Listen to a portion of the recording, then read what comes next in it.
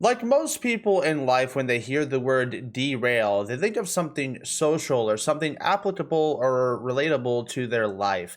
However, in this instance, a YouTuber legitimately derailed a fucking train. I mean, I'm not even kidding. This fucking actually, this story is insane. A 17-year-old YouTuber from Nebraska caused a train derailment to capture it on video. This took place on April 21st in Bennett, Nebraska. It's something that's really out of the box, but it's not something new. We've seen YouTubers and TikTok influencers or content creators do weird, insanely dangerous public stunts, and people have died. I mean, there was literally the people who do the reckless driving content over in Europe. I forget his name, but the guy literally killed a 4-year-old kid. We watch these people do this shit, and the more that they do it, it's just they chase this clout. They really want the exposure. They want to become famous.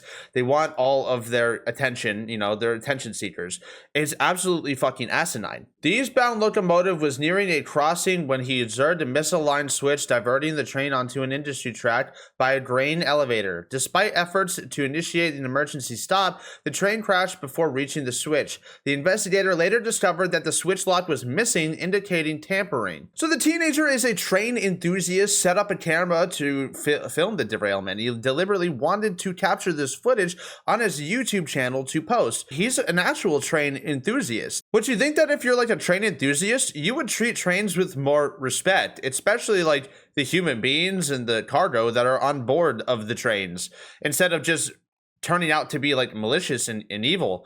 Like, it's really weird. You think someone who is like an enthusiast of something would treat that enthusiasm with more respect. The derailment resulted in over $350,000 in damages, which is just a huge fucking amount. So he's getting 2 charges of felony mischief, and they're trying to charge him as an adult, which I think is something that definitely should happen in this situation because it is just outright degenerate. This was no simple thing. This was a big deal. This is some shit that like a villain. This is like Mojo Jojo like level shit. Oh my god! Oh my god! Oh my freaking god!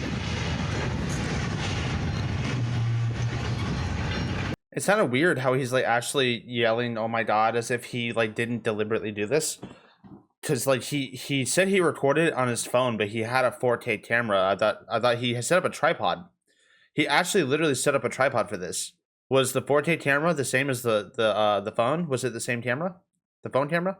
At the derailment scene, a 17-year-old approached and inquired about the incident, claiming to have recorded the crash on his mobile phone, as detailed in the affidavit. When officials said that they were unsure of the cause, the boy responded, "Obviously a switch was flipped the wrong way." 3 days post-crash, the BNSF investigator reviewed CCTV footage revealing a 1996 Buick Park Avenue in the vicinity. With the same teen walking around the switch on the south end of the tracks, the footage then captured the teen returning to his vehicle. Further CCTV evidence showed the teen driving south of Monroe Street, parking and setting up a tripod, suggesting he was preparing to record the derailment. It's still entirely unclear how he was able to do this because there's supposed to be a padlock on that train switch. There's supposed to be some safety precautions set up for this, so there's not really supposed to be a way for some goober to just kind of walk up and go boop, and it's like just happens, you know? So him being a train enthusiast, maybe he just knows more about these kinds of things than we do, or like the average person. Maybe he just knows how to get around that security. Maybe he just is good like that. So it's not really done. The investigation isn't entirely over. They're still trying to figure out the inner machinations of the mind here to try to figure out how it happened exactly.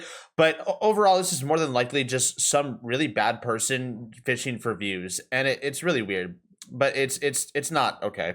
It's really not okay. But I'm genuinely tired of this like putting people in danger shit because it's genuinely pathetic. Thanks for watching, guys. See you in the next one. Complete.